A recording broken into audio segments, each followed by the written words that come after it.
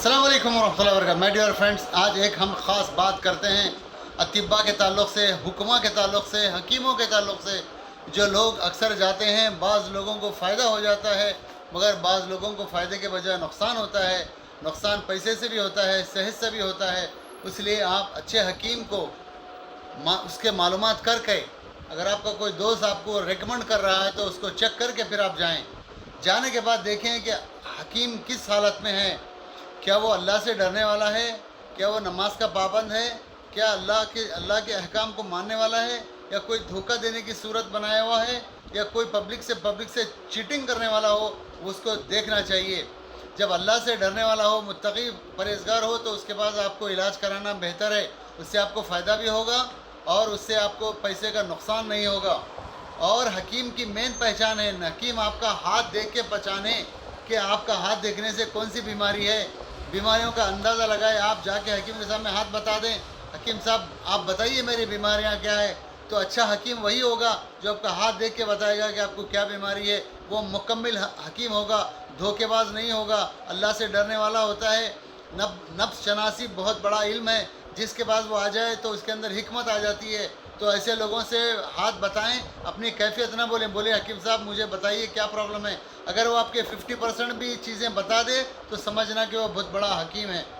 इसके अलावा अगर पेशाब खारूरा, मरीज़ का खारूरा भी अगर उसको चेक करके देखें कि क्या बीमारी है, तो खारूरे से भी बीमारियों का अंदाज़ा लगता है। हाथ देखने से भी बीमारियों का अंदाज़ा लगता है। उसका मिजाज देखने से भी अंदाज़ा लगता है। चेहरा देखने से भी बीमारियों का अंदाज़ा लगता है। उसका जिस्म देखने से भी एक हकीम को अंदाज़ा लगता है कि उसके अंदर बीमारी क्या है। हाथ देखने से मर्दान की कमज़ोरी के तमाम अलामतें ज़ाहिर होती हैं अंदर, क्योंकि नफ्स के किस्में हैं। मिसाल के तौर पर मुफर्रत नफ्स एक है, मुरक्कब नफ्स 14 है। 14 नफ्स में कौन सी नफ्स है आपका वो देख लें तो उसको पता चलेगा। मिसाल के तौर पर गज़ाली, मौजी, दूधी, नमली, मंशारी, मुस्लिम, ज़नबुलफ़ार, इस तरह 14 किस्में होती हैं। जो किस्म बंदा पकड़ ले हकीम तो उसकी बीमारी का अंदाज़ा लग जाता है। और वाइफ के पास जाने से जल्दी ख़त्म होना, कमज़ोर होना, हाथ का गलत इस्तेमाल करना, ये तमाम चीज़ें इससे पता चल जाती है। और अगर कोई हकीम आपका इलाज करे, मर्दान की ताकत का इलाज मैक्सिमम 200-250 तक होता है। इसके अंदर आपकी दवा आ जाना चाहिए। अगर आपको कोई हकीम बताए कि मैं आपसे मिश्क दूंगा, अंबर दूंगा, ज़ाफ़रान दूंगा, ये सब चीज़ें धोखा है। अगर कोई हकीम आपको इस तरह मिश्क अंबर से इलाज करेगा तो आपको 1000-2000 चार्ज करेगा, जबकि उसकी ज़रूरत नहीं है। आपकी दवा मैक्सिमम 250 दरहम के अंदर आना चाहिए। अगर खांसी, बुखार, नज़ला, ज़ुकाम, ब्लड प्रेशर, शुगर वगैरह है तो 50 दरहम से 100 दरहम के अंदर होना चाहिए। ऐसे मरीज़ों को अगर 1000 2 हज़ार ले रहे हैं तो समझना है वो हकीम सच्चा है, सच्चा नहीं है बल्कि झूठा और धोखेबाज है। तो इस तरह ख़ास तौर पर ख्याल, और ये ख्याल करते हैं मरीज़ के ख़ास जाने के बाद उसको मनी बैक गारंटी हो, क्योंकि हकीम जो है अपना पैसा भी खर्चा करता है, इन्वेस्टमेंट करता है, दवा ख़रीदता है, फिर दवा देता है।